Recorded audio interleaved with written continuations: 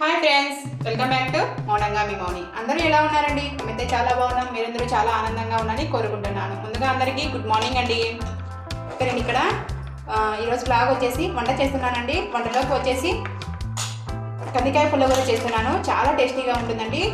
Half kilo కందికాయలు తీసుకొచ్చి ఒలిచేసి బాగా కడిగి తీసేసుకున్నాను అనమాట. ఈ కందికాయలు చూడండి, పచ్చి కందికాయలు అనమాట. ఇవి పచ్చి కందికాయలతో పుల్లగూర చేస్తున్నాను. వాటి కోసం హాఫ్ కిలో పచ్చి కందికాయలు, అలాగనే 4 పుల్లగూరలోకి ఈ 4 అయితే వేస్తాను అనమాట. 4 టమాటాలను అయితే వేస్తాను. రుచికి తగినట్టుగా సాల్ట్ని అయితే వేసుకోవాలండి. అలాగనే రుచికి తగినట్టుగా పచ్చిమిర్చిని కూడా వేసేసుకోవాలి. అంటే కారానికి తగినట్టుగా అనమాట. కొన్ని పచ్చిమిర్చి కారం ఎక్కువగా ఉంటాయి, కొన్ని పచ్చిమిర్చి కారం తక్కువగా ఉంటాయి. కాబట్టి కారాన్ని చూసి మనం పచ్చిమిర్చిని అయితే వేసేసుకోవాలి. నేను ఇక్కడ ఫస్ట్ పచ్చిమిర్చిని అయితే కట్ చేసుకుంటున్నానండి. పచ్చిమిర్చి అయితే కట్ చేసుకుంటూ ఉన్నాను అనమాట. కట్ చేసుకోవడం వల్ల మనకి ఇట్లా పచ్చిమిర్చి అనేది సర్దేస్తాయండి. ఎందుకంటే పచ్చిమిర్చి ఉండే కారం అంతా కూడా బయటకు వచ్చేసి మనం కొద్దిగా పచ్చిమిర్చి పడుతుంది అనమాట. అందుకోసం ఇలా కట్ చేసి వేసుకోవడం వల్ల చాలా అలాగనే పప్పు కూడా చాలా టేస్టీగా ఉంటుందండి. అందుకోసం ఇలా కట్ చేసి వేసుకోవడం అలవాటు చేసుకోండి. నేను ఇక్కడ అన్ని పచ్చిమిరపకాయలన్నీ కూడా కట్ చేస్తున్నాను అనమాట. పచ్చిమిర్చి కారం ఎక్కువగా ఉన్నట్టున్నాయండి. అందుకోసం ఘాటుగా వస్తుందన్నమాట. ఆ స్మెల్ అంతా కూడా నేను కొన్ని తీస్తున్నాను అనమాట. కారం ఎక్కువగా ఉంటే అసలు ఇంట్లో తినలేరండి.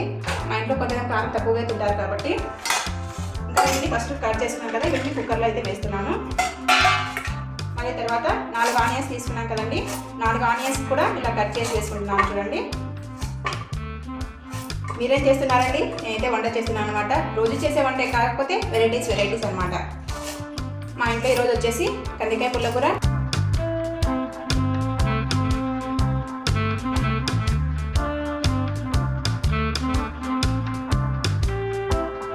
నేను అన్ని కట్ చేస్తున్నాను. చూడండి,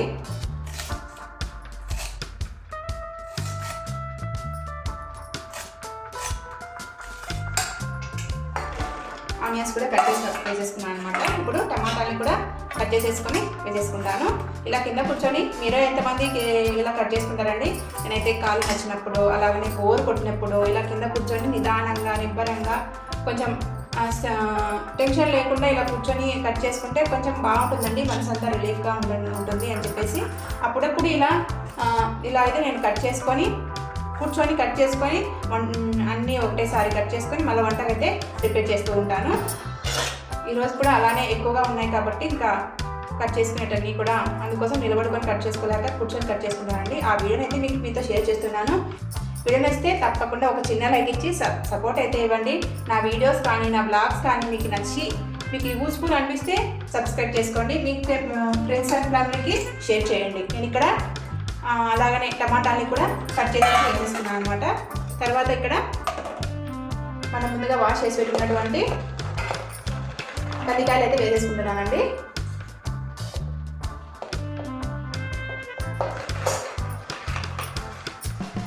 చూడండి, కందికాయలన్నీ వేసేసుకున్నాం కదా. తిరువాతలో కూడా అలాగనే మళ్ళీ ఎందుకు కూర్చోవడం అని చెప్పేసి తిరువాతలో కూడా ఇప్పుడే కట్ చేసుకున్నానండి ఆనియన్స్ను. అంటే పోపులోకి అనమాట. మా సైడ్ వచ్చేసి తిరువాత అంటూ ఉంటారండి. తిరువాత పెడుతున్నారు పప్పు అంటూ ఉంటారనమాట. అందుకోసం నేను అలానే అలవాటు అయిపోయింది. ఇంకా అదే పోపులోకి అన్ని ఆనియన్స్ అన్ని పక్కన పెట్టేసుకుంటాను. మనకు తొందరగా పోపు అవుతుంది. ఇది ఉడికేసిన వెంటనే ఈ పోపును పొయ్యి మీద వేసేసుకోవచ్చు అనమాట. ఆనియన్స్ కూడా కట్ చేసుకున్నాం కదండి. ఇంకా మనము వీటిలో కొద్దిగా సాల్ట్, అలాగనే పసుపు, వాటర్ వేసేసి ఇంకా మనము విజిల్స్ పెట్టేయాలండి. విజిల్స్ వచ్చేసి 8 విజిల్స్ వరకు పెట్టేయాలన్నమాట. అప్పుడే మనకి ఈ పప్పు అనేది బాగా ఉడుకుతుంది, చాలా టేస్టీగా ఉంటుంది అనమాట.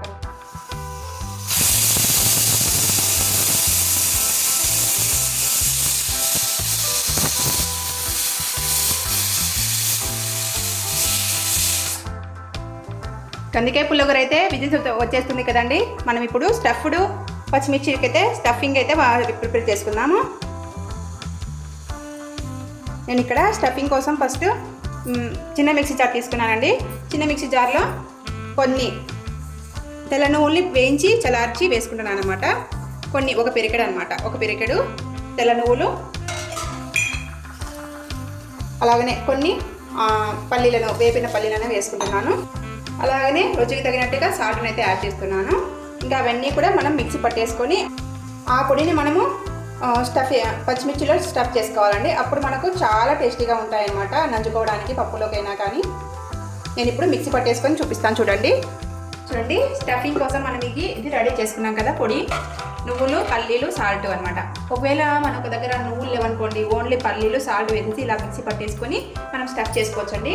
నేను అలా చేసేదాన్ని, కాకపోతే ఈరోజు నువ్వులు ఉన్నాయని చెప్పేసి తెల్ల నువ్వులు కూడా వేసేసి స్టఫ్ చేశాను అనమాట, మిక్సీ పట్టేశాను. ఇప్పుడు ఆ పౌడర్ని ఇందులో పెట్టేసుకుంటున్నాను.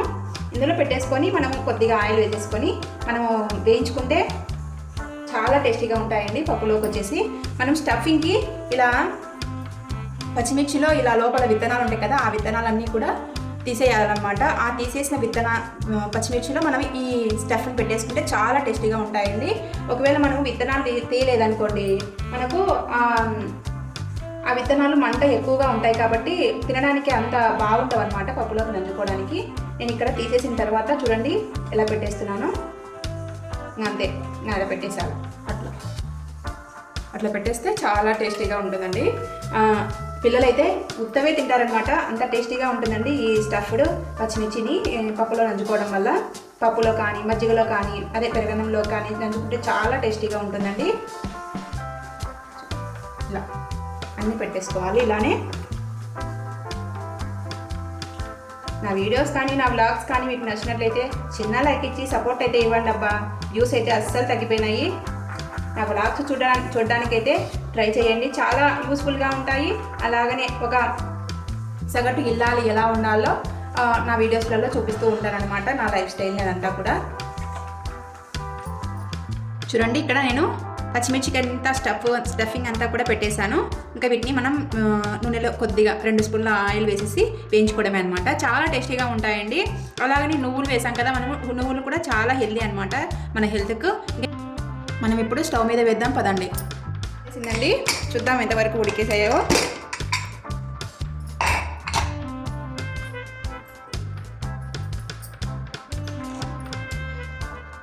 కందిపప్పు చూడండి ఎంత బాగా ఉడికిపోయిందో.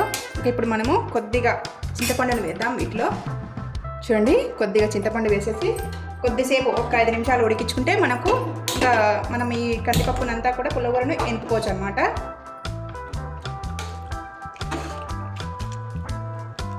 ఈ కందిపప్పు పులిహోర అయితే చాలా టేస్టీగా ఉంటుందండి. పిల్లలు అయితే చాలా చాలా ఇష్టంగా తింటారనమాట. ఈ కందిపప్పు పులిహోర మా అత్తదనమాట రెసిపీ. ఎందుకంటే మా అత్త మా బావ వాళ్ళకు ఎక్కువగా ఇది చేసి పెట్టేదంట అండి. అప్పుడు పల్లెల్లో ఉండేవాళ్ళు కాబట్టి ఎక్కువగా కందికాయలు అయితే ఈ కాలం వస్తే కందికాయలు అయితే దొరికేవంట. ఆ కందికాయలని తెచ్చి బాగా ఒలిచేసి ఇలా పులిహోర చేసి పెడితే చాలా ఇష్టంగా తినేవాళ్ళంట మా బావ, మా వారు వాళ్ళందరూ కూడా. అందుకోసం మా అత్త నుంచి నేను నేర్చుకున్నాను. మా పిల్లలు కూడా చాలా ఇష్టంగా తింటారనమాట పచ్చి కందికాయల పులిహోర. ఇంకా ఇటు సైడ్ వచ్చేసి రైస్ కూడా పెట్టేశానండి. రైస్ కూడా అయిపోయిందనమాట. ఇంకా ఒక సైడ్ ఇదైతే ఉడికేస్తుంది. చూడండి ఒక సైడ్ అయితే రైస్ పెట్టేశాను కదా, రైస్ కూడా అయిపోయిందండి.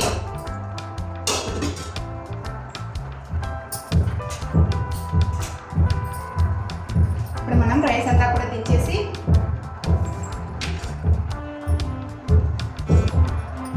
రైస్ దించేసాను కదండి. అటు సైడ్ స్టవ్ ఖాళీగా ఉందని చెప్పేసి స్టఫ్డ్ పచ్చిమిర్చిని అయితే వేస్తున్నాను అటు సైడ్ వచ్చేసి. అందుకోసం బాండి పెట్టేశాను. సైడ్ అయితే ఉడికేస్తూ ఉందన్నమాట కందికాయ పులిహోర. కందికాయ పులిహోర ఉడికేసిందండి, పక్కన పెట్టేస్తున్నాను. కందికాయ పులిహోరలోకి తర్వాత పెట్టేస్తున్నానండి, అందుకోసం గిన్నె పెట్టేసాను ఇటు సైడ్ వచ్చేసి. ఇంకా మనము కందికాయ పులిహోర వచ్చేసి వేసుకున్నాం.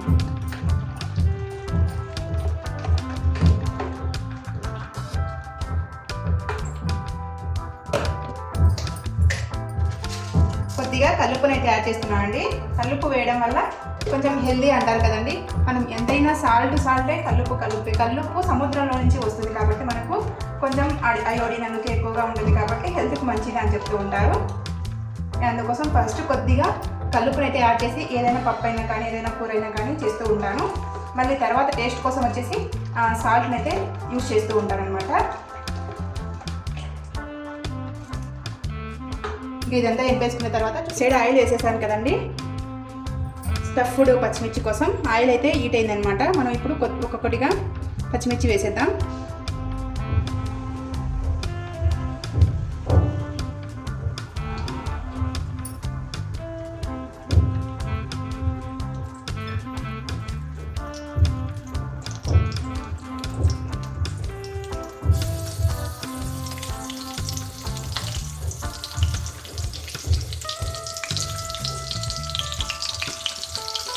మనం ఇక్కడ వేసేసాం కదండి, ఒకసారి అయితే బాగా కలుపుకున్నాం అనమాట.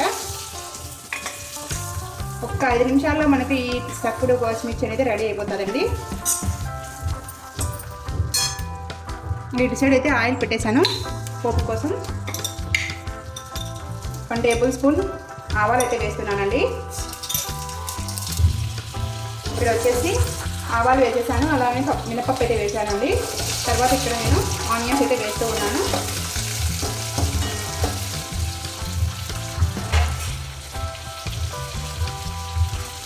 ఇక్కడ మళ్ళీ ఒకసారి అయితే బాగా కలిపేసుకున్నాం. అన్ని వైపులా కలవాలి కాబట్టి మనం కొద్దిగా అప్పుడప్పుడు కలుపుకుంటూ ఉండాలండి ఈ స్టఫ్డ్ పచ్చిమిర్చిని.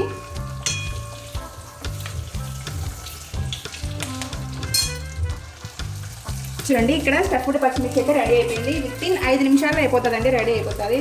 ఎందుకంటే మనం ఎక్కువసేపు వేయించినామనుకోండి ఈ నువ్వుల పొడి ఇవన్నీ కూడా మాడిపోతాయి.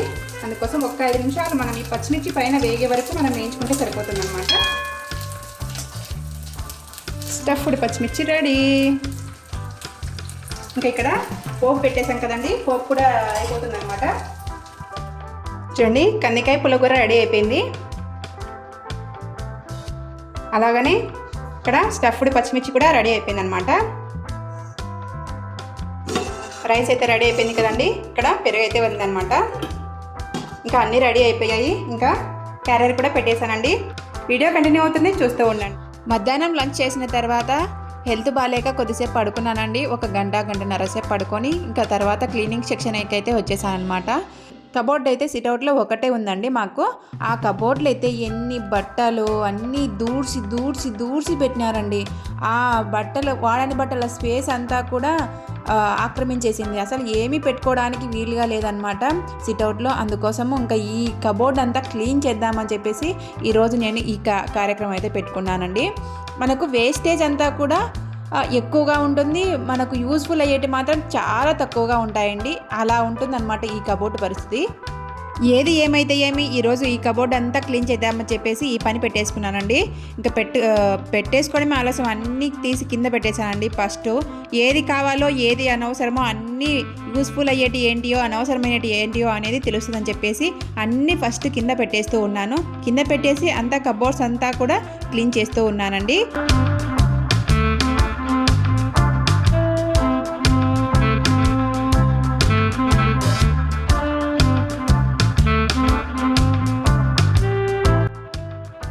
ఫస్ట్ ర్యాక్ అంతా కూడా అంతా తీసేసి కింద పెట్టేసి క్లీన్ చేశానండి. మళ్ళీ తర్వాత సెకండ్ ర్యాక్ అంతా కూడా తీసేసి కింద పెట్టేసి అంతా క్లీన్ చేస్తూ ఉన్నాను. ఇంకా థర్డ్ ర్యాక్ వచ్చేసింది అనమాట.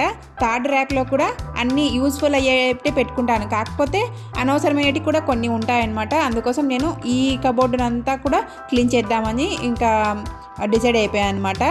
కబోర్డ్లో సామాన్ అంతా కూడా కింద పడేసానండి. కింద పడేసి మామూలుగా పొడి క్లాత్ ఉంటుంది కదా, ఆ క్లాత్తో అంతా క్లీన్ చేసుకుంటూ ఉన్నాను. అలా పొడి క్లాత్తో క్లీన్ చేసుకుంటే మనకి ఈ వింటర్లో కానీ రెయినీ సీజన్లో కానీ కొంచెం చెమ్మలాగా ఉంటుంది. అందుకోసం ఇలా మనము పొడి క్లాత్ తీసుకొని క్లీన్ చేసుకుంటే నీట్గా ఉంటుందని చెప్పేసి పొడి క్లాత్ తీసేసుకొని ఇంకా తుడిచేసి అంతా దుమ్ము అంతా కూడా ఇంకా నేను ఏవి వేస్టేజ్ ఏవి యూస్ఫుల్ అవుతాయో అన్నీ చూస్తూ ఉన్నాను అనమాట.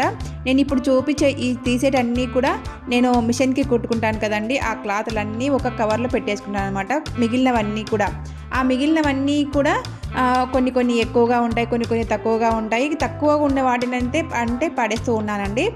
ఎందుకంటే ఏమి అవసరం ఉండదన్నమాట వాటితో, ఎందుకు అక్కడ వేస్ట్గా పడి ఉండడం అని చెప్పేసి అవన్నీ పడేస్తూ ఉన్నాను. తర్వాత మనం పైపింగ్కి వాడుకునే క్లాతులు ఉంటాయి కదా, ఆ క్లాతులన్నీ ఒక కవర్లో పెట్టేసుకుంటూ ఉన్నానండి. అవి కూడా ఇంకా ఒక బ్లూ క్లాత్లో కవర్లో పెట్టేసుకొని వాటిలోనే పెట్టేశాను అనమాట. ఈ కవర్లో వచ్చేసి వైట్ కవర్ వచ్చేసి నేను క్యాన్వాస్ అవన్నీ మెడకు క్యాన్వాస్ అవన్నీ వేస్తూ ఉంటారు కదా, ఆ క్యాన్వాస్ అంతా కూడా ఆ వాటిలో పెట్టేసుకుంటూ ఉంటాను. ఇంకా అలా రెండు కవర్లలో పెట్టేసుకుంటే మనకు ఈజీగా ఉంటుందని చెప్పేసి అలా పెట్టేసుకొని పైన పడేసానండి. అవి యూస్ఫుల్ కాబట్టి ఇంకా తర్వాత కవర్లన్నీ కూడా పెట్టేస్తూ ఉన్నాను. ఎన్ని కవర్లు ఉన్నా కూడా మా ఇంట్లో సరిపోవు అనమాట. ఈ కవర్లు ఎందుకు ఇక్కడ సిట్అవుట్లోనే ఎందుకు పెడుతున్నాను అంటే మా వారు ఎప్పుడైనా బయటికి వెళ్ళేటప్పుడు కవర్లు ఉన్నాయా అని అడుగుతూ ఉంటారండి. ఇంకా బయటికి వెళ్ళేటప్పుడు మనకు అర్జెంటుగా కవర్ అవసరం కాబట్టి ఈ కవర్లన్నీ కూడా ఇక్కడ పెట్టేస్తే తీసుకొని వెళ్ళిపోతాడని చెప్పేసి అక్కడే పెట్టేశాను. ఇంకా తర్వాత నేను ఇక్కడ ఇవన్నీ కూడా అమెజాన్లో, ఫ్లిప్కార్ట్లో, అలాగనే మీషోలో అవన్నీ ఆర్డర్ పెట్టినవన్నీ కూడా ఇక్కడనే పెట్టేస్తూ ఉంటాము. ఎక్కువగా ఆర్డర్లు మీషోలోనూ ఉంటాయి, అమెజాన్లోనూ ఉంటాయండి. మా పిల్లలు ఏవి కావాలన్నా కూడా మీషో పెడతారు, అమెజాన్లో పెడుతూ ఉంటారు. ఎందుకంటే అవి రిటర్న్ పెట్టచ్చు కాబట్టి, బాగాలేకపోయినా కొద్ది రోజులు వాడుకొని అవి అనవసరం అనిపించినప్పుడు వెనక్కి పెట్టచ్చు కాబట్టి ఇలా మీషోలో, అమెజాన్లో, ఫ్లిప్కార్ట్లో ఆర్డర్ పెడుతూ ఉంటారు. ఆ ఆర్డర్ పెట్టిన కవర్లన్నీ కూడా మనం పడేస్తే రిటర్న్ పెట్టడానికి ఉండదని చెప్పేసి ఈ కవర్లన్నీ కూడా ఈ కబోర్డ్లోనే పెడుతూ ఉంటాము. ఆ కవర్లన్నీ కూడా పెద్ద కవర్లో వేసేసి పక్కన దాంట్లోనే పెట్టేసి ఇంకా ఒక పెద్ద కవర్ లాగా చేశాను అనమాట. ఆ కవర్ పైన పెట్టేశాను. ఆ కవర్లో ఏమన్నా కావాలన్న వస్తువులన్నీ కూడా మనం తీసుకోవచ్చు అని చెప్పేసి అక్కడే పెట్టేశాను అనమాట. తర్వాత చెప్పులు అన్నీ కూడా పాప మొన్న బర్త్డే జరిగింది కదండి, చెప్పులు అయితే తీసుకుందనమాట. 550 రూపీస్ అనమాట. ఇంకా ఆ బర్త్డే చెప్పులు, అలాగనే షూస్, తన స్కూల్కి కావాల్సిన షూస్ బాక్స్ అవన్నీ కూడా అక్కడే ఉంటాయి. ఇంకా అక్కడే పెట్టేశాను అనమాట. అక్కడ పెట్టేస్తే వీలుగా ఉంటుంది తను వేసుకొని వెళ్ళడానికి అని చెప్పేసి అక్కడ సిట్అవుట్లో పెట్టేశాను. తర్వాత నేను ఇక్కడ బొంతలు ఉన్నాయండి మా ఇంట్లో. ఆ బొంతల్ని కూడా ఎక్కడ పెట్టాలనేది సందిగ్ధంలో ఉండిందనమాట. ఆ బొంతలన్నీ కూడా ఈ కబోర్డ్లోనే 4 మడతల కింద వేసేసి 3 బొంతలు అయితే పెట్టేశాను అనమాట. ఇంకా ఆ బొంతల స్పేస్ కూడా ఆ లోపలికే వెళ్ళిపోయిందనమాట. ఇంకా తర్వాత పాపాటి కొన్ని మిషన్ దగ్గర అవన్నీ ఉంటే అవి కూడా లోపల పెట్టేశానండి. అమెజాన్లో ఆర్డర్ పెట్టినవి లోపల పెట్టుకోవడానికి స్పేస్ లేక కబోర్డు పైన కూడా పెట్టేశామండి. అంతలా పెడుతూ ఉంటాము. అమెజాన్ను, మీషోను, ఫ్లిప్కార్ట్ను అంతలా వాడుతూ ఉంటాము. నేను ఇక్కడ కౌంటర్ టాప్ కవర్ అయితే తెప్పించుకున్నాను. అది కొద్దిగా మిగిలిందనమాట. ఆ కౌంటర్ టాప్ కవర్ కూడా లోపలనే పడేశానండి. తర్వాత మనం వాడని దుస్తులు ఉంటాయి చూడండి, బట్టలు, అవి ఇంకా ఎక్కువ స్పేస్ని ఆక్రమించేస్తాయండి. పిల్లల బట్టలు పట్టనివి, అలాగనే మనం వాడని బట్టలు అన్నీ కూడా ఈ కబోర్డ్లోనే పెట్టేశారనమాట పిల్లలు, మా వారు. ఇంకా ఆ బట్టల స్పేస్ అయితే ఎంత ఆక్రమించేసిందంటే అంత ఆక్రమించేసింది. వాటిని అన్నీ తీసేసి ఒక కవర్లో పెట్టేశానండి. అంటే మనం వాడని బట్టలు ఎవరికన్నా ఇవ్వకూడదు అని అంటున్నారు. అది నిజమా కాదా కింద కామెంట్లో చెప్పండి. ఎవరికన్నా ఇస్తే ఏదన్నా మన అదృష్టం అంతా వాళ్ళకి వెళ్ళిపోతుంది, వాళ్ళ దురదృష్టం అంతా మనకు వస్తుంది అని చెప్తూ ఉంటారు. ఇవన్నీ కూడా నిజమే అంటారా? నాకైతే నిజమే అనిపించదు అనమాట. వాడని దుస్తులు ఎవరికైనా ఇస్తే వాళ్ళైనా వాడుకుంటారు కదండి అనిపిస్తూ ఉంటుందండి. కాకపోతే మళ్ళీ ఇదొక డౌట్ అనమాట. ఈ యూట్యూబ్లో చూసి, అలాగనే ఫేస్బుక్లో చూసి ఇవన్నీ చెప్తూ ఉంటారు కదా. ఇవన్నీ చూడడం వల్ల మళ్ళీ మనము సందిగ్ధంలో పడిపోతూ ఉంటాము. నాకు కూడా అలాంటి సందిగ్ధమే అనమాట.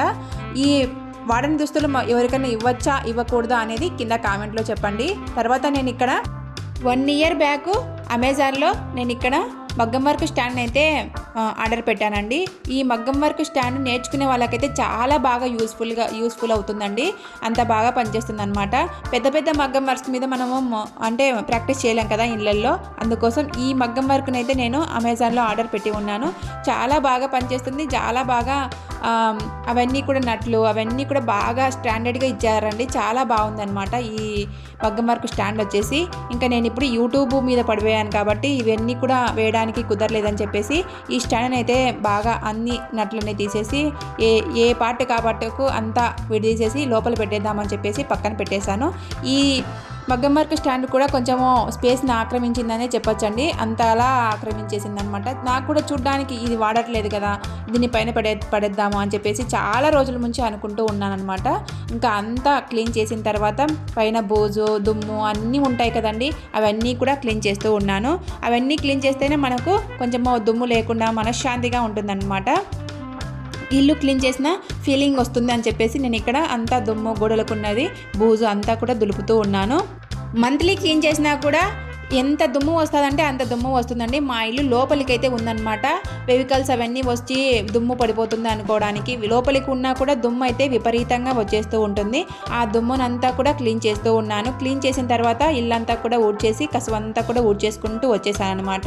కబోర్డ్స్ అంతా నీట్గా వేస్టేజ్ అంతా తీసేసిన తర్వాత ఇలా ఉందన్నమాట ఫైనల్ లుక్ అంతా కూడా. కబోర్డు అన్ని వేస్టేజ్ అంతా కూడా తీసేసి అవసరం వచ్చేటివన్నీ పెట్టేసుకున్నానండి. వేస్టేజ్ అంతా కూడా ఇక్కడ పక్కన పెట్టేశాను. ఇవన్నీ కూడా పైన పెట్టేద్దామని చెప్పేసి. వీడియో నచ్చితే చిన్న లైక్ ఇచ్చి సబ్స్క్రైబ్ చేసుకోండి. ఉంటానండి, బాయ్.